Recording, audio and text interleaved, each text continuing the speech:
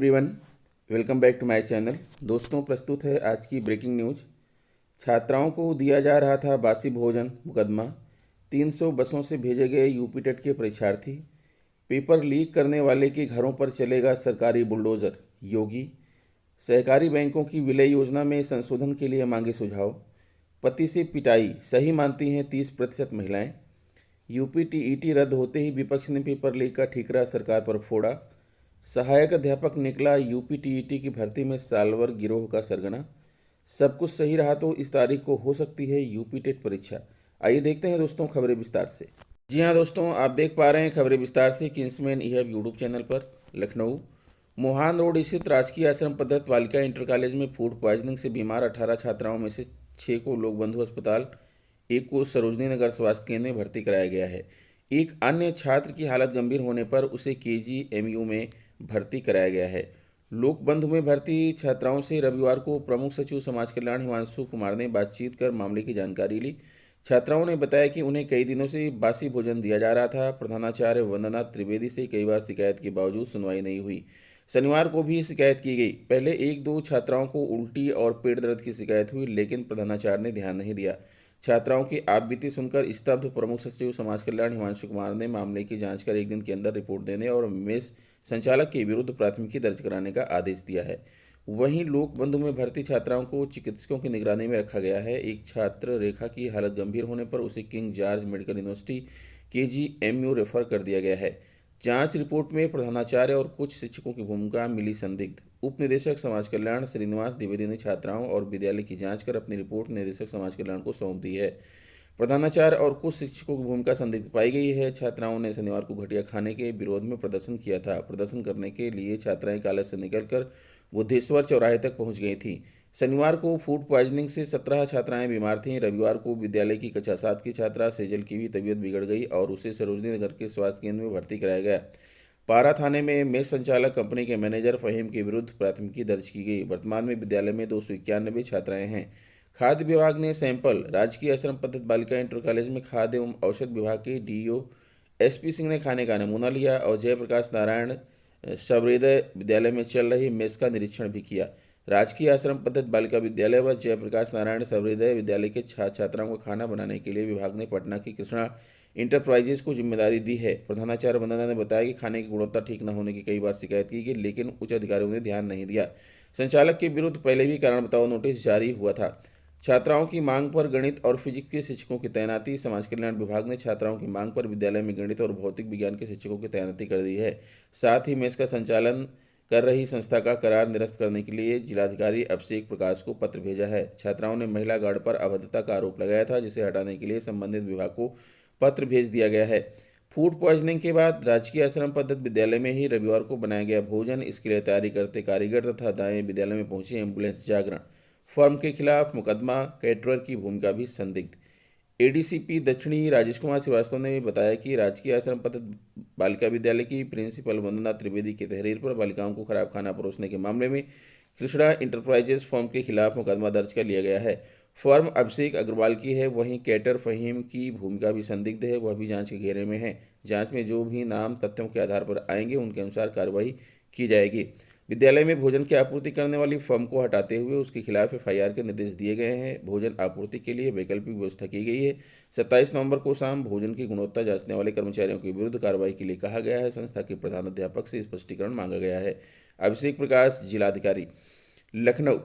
TET परीक्षा रद्द होते ही परीक्षार्थियों की भीड़ एकदम से बस अड्डों पर उमड़ पड़ी। अधिकांश परीक्षार्थी लखनऊ के आसपास जिलों के रहने वाले थे। इन्हें चारबाग, कैसरबाग, अवध बस स्टेशन और आलमबाग बस टर्मिनल से रायबरेली, हरदोई, सीतापुर, प्रतापगढ़, अयोध्या व सुल्तानपुर भेजा गया। देर शाम तक चारों बस अड्डों से करीब 300 बसों से 15,000 परीक्षार्थी रवाना किए गए। परीक्षार्थियों के लिए 50 अतिरिक्त बसों का प्रबंध किया गया था। हालांकि परीक्षार्थियों के मुकाबले बसों की संख्या कम रही। बस नंबर यूपी 33805448 कैसरबाग बस अड्डे से हरदोई जा रही थी। इस दौरान एक परीक्षार्थी व परिचालक के बीच किराए को लेकर नोकझोंक हो गई। उधर शासन की ओर से परीक्षार्थियों को बसों में निःशुल्क सफर करने की सुविधा मिलने का लिखित रूप में आदेश रोडवेज प्रशासन को नहीं मिला, लिहाजा उन्हें टिकट लेकर ही सफर करना पड़ा। क्षेत्रीय प्रबंधक पल्लव बोस ने बताया कि सरकारी बसों में निःशुल्क सफर की सुविधा आगामी टीईटी परीक्षा होने पर मिलेगी। लखनऊ यूपी टीईटी का प्रश्न पत्र लीक होने के मामले को गंभीरता से लेते हुए मुख्यमंत्री योगी आदित्यनाथ ने सख्त रुख अपनाया है। देवरिया में रविवार को विकास कार्यों के लोकार्पण और शिलान्यास समारोह में उन्होंने कहा कि टीईटी का पेपर लीक करने वाले घरों पर सरकार का बुलडोजर चलेगा। सभी आरोपितों के खिलाफ गैंगस्टर में कार्रवाई करने के निर्देश दिए गए हैं। 1 माह के भीतर पारदर्शी तरीके से फिर परीक्षा कराई जाएगी। अभ्यर्थियों से कोई शुल्क नहीं लिया जाएगा। उन्हें प्रवेश पत्र पर ही रोडवेज बसों में निःशुल्क यात्रा की सुविधा मिलेगी। वहीं मुख्यमंत्री ने ट्वीट करके कहा कि टीईटी पेपर लीक मामले में त्वरित कार्रवाई की जा रही है। शरारत करने वालों को किसी भी कीमत पर बख्शा नहीं जाएगा। उनकी संपत्ति जब्त की जाएगी। सरकार अभ्यर्थियों के साथ है। अभ्यर्थियों को परीक्षा केंद्रों के लिए मुफ्त बस यात्रा की सुविधा दी जाएगी। लखनऊ भारतीय रिजर्व बैंक आरबीआई की सहकारी बैंकों की स्मॉल फाइनेंस बैंकों में विलय योजना के मामले में सरकार ने भारतीय ने समिति गठित की है। समिति ने सहकारी बैंक के हिस्सेदारों से इस योजना में संशोधन के प्रस्ताव के लिए 30 नवंबर तक सुझाव मांगे गए हैं। सहकार भारती के राष्ट्रीय महामंत्री डॉक्टर उदय जोशी ने राजधानी में 17 से 19 दिसंबर तक होने वाले सहकार भारती के राष्ट्रीय अधिवेशन को लेकर व्यवस्थाओं की समीक्षा करने के दौरान कहा कि छोटे नगरीय सहकारी बैंकों के अलावा हाउसिंग सोसाइटीज़ और क्रेडिट कोऑपरेटिव के पीएमसी बैंक में खाते हैं। सहकारी बैंकों की विलय में आने वाली समस्याओं पर सहकार भारती आगे आई है। राष्ट्रीय महामंत्री डॉक्टर जोशी ने बताया कि उन्होंने प्रतिष्ठित चार्टर्ड अकाउंटेंट्स, कोऑपरेटर्स और बैंकर्स की समिति गठित की है। सहकारी बैंकों के हिस्सेदार इस विलय योजना में संशोधन के लिए समिति को 30 नवंबर तक सुझाव दे सकते हैं। पति से पिटाई सही मानती हैं 30% महिलाएं। राष्ट्रीय परिवार स्वास्थ्य सर्वेक्षण में सामने आई लोगों की राय इस कारणों पर पिटाई को सही ठहराया। 21वीं सदी में यह जानकर आपको अटपटा लगेगा, लेकिन यह सच है कि 30% महिलाएं आज भी पतियों से पिटाई को सही मानती हैं। इससे स्पष्ट है कि नारी सशक्तिकरण को लेकर समाज में बढ़ती जागरूकता के बावजूद अभी इस दिशा में बहुत कुछ किया जाना बाकी है, खासकर सोच के लिहाज से। एक सर्वेक्षण के अनुसार 14 राज्यों और केंद्र शासित प्रदेशों में 30% से अधिक महिलाओं ने पतियों द्वारा कुछ परिस्थितियों में अपनी पत्नियों की पिटाई किए जाने को सही ठहराया है, जबकि इससे कम प्रतिशत में पुरुषों ने इस तरह के व्यवहार को तर्कसंगत बताया। एक बात राष्ट्रीय परिवार स्वास्थ्य सर्वेक्षण NFHS के एक सर्वे में सामने आई है। NFHS 5 के अनुसार 3 राज्यों तेलंगाना में 84%, आंध्र प्रदेश में 84% और कर्नाटक में 77% महिलाओं ने पुरुषों द्वारा अपनी पत्नियों की पिटाई को सही ठहराया। मणिपुर 66, केरल 52, जम्मू कश्मीर 49, महाराष्ट्र 44 और बंगाल 42 ऐसे अन्य राज्य और केंद्र शासित प्रदेश हैं जहां बड़ी संख्या में महिलाओं ने पुरुषों द्वारा अपनी पत्नियों की पिटाई को जायज़ ठहराया। पिटाई जायज़ बताने वाली महिलाओं की सबसे कम संख्या हिमाचल प्रदेश में 14.8% में थी। NFHS की इस सवाल पर कि क्या आपकी राय में पति का अपनी पत्नी को पीटना या मारना उचित है, 14 राज्यों और केंद्र शासित प्रदेशों को 30% से अधिक महिलाओं ने कहा हाँ।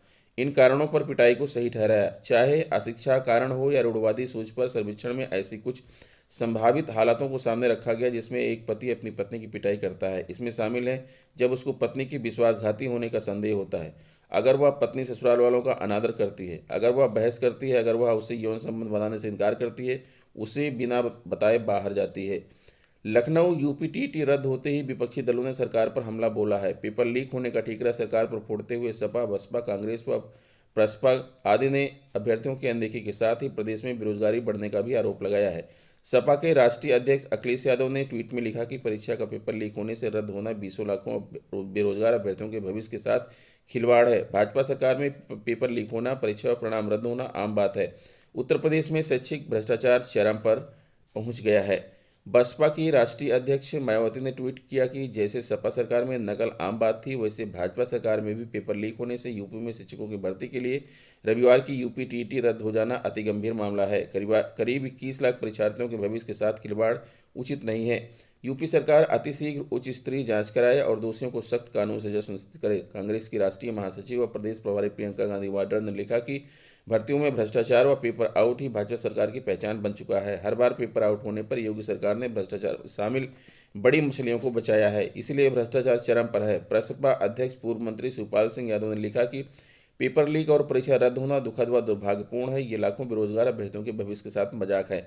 निष्पक्ष व पारदर्शी परीक्षा प्रणाली लागू करने में सरकार असफल रही है। प्रदेश सरकार दोषियों के खिलाफ सख्त कार्रवाई करे। उत्तर प्रदेश कांग्रेस मीडिया के चेयरमैन पूर्व मंत्री नसीमुद्दीन सिद्दीकी ने कहा कि योगी सरकार के कार्यकाल में लगभग 17वीं बार नौजवानों के भविष्य के साथ खिलवाड़ किया गया। रोजगार के नाम पर मुख्यमंत्री होर्डिंग लगाकर भ्रम फैलाते रहे हैं। उन्होंने भाजपा सरकार को नौजवान विरोधी बताया। सरकार के गठन के साथ ही पेपर लीक की शुरुआत हो गई, परीक्षा के प्रश्न पत्र आउट होते रहे और भाजपा सरकार नौकरियां देने का दावा करती रही। आम आदमी पार्टी के प्रदेश अध्यक्ष सभाजीत सिंह ने कहा कि पेपर लीक होने की घटना सरकार की नाकामी का एक और उदाहरण है। प्रदेश के युवा एक बार फिर चले गए हैं। उन्होंने सरकार से अभ्यर्थियों को मुआवजा देने की मांग उठाई है। प्रयागराज यूपी टीटी की परीक्षा में साल भर बैठाने वाला गिरोह का सरगना सहायक अध्यापक सत्यप्रकाश पटेल निकला। उसने अपने साड़ू के बेटे अभिषेक सिंह और बेटी कुमारी रेणु को पास कराने के लिए 5 लाख रुपए में सौदा किया था। उसके व्हाट्सएप पर अजय देव सिंह ने साल पेपर भेजा था और दोनों साल भर का इंतजाम किया था। एसटीएफ ने सत्यप्रकाश, अभिषेक और साल भर अनुराग को झूंसी से गिरफ्तार किया। अजय फरार है। एसटीएफ के सीईओ नवेंद्र कुमार ने बताया कि शंकरगढ़ का सत्यप्रकाश पटेल सहायक अध्यापक पद पर 2009 में नियुक्त हुआ। 2013 में शंकरगढ़ के प्राथमिक विद्यालय करियाकुर्द में आ गया। पैसे की लालच में आकर परीक्षा में सेंधमारी शुरू कर दी। एसटीएफ ने बताया कि परीक्षा में पास कराने के लिए अभ्यर्थियों से 2.5 से 3 लाख रुपए लिया गया। सालभरों को 20 से 25 हज़ार रुपये दिए गए थे।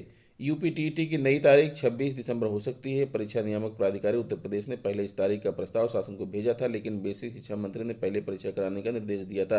अब सरकार ने 1 माह के अंदर परीक्षा कराने का ऐलान किया है, इसलिए नई तारीख 26 दिसंबर हो सकती है।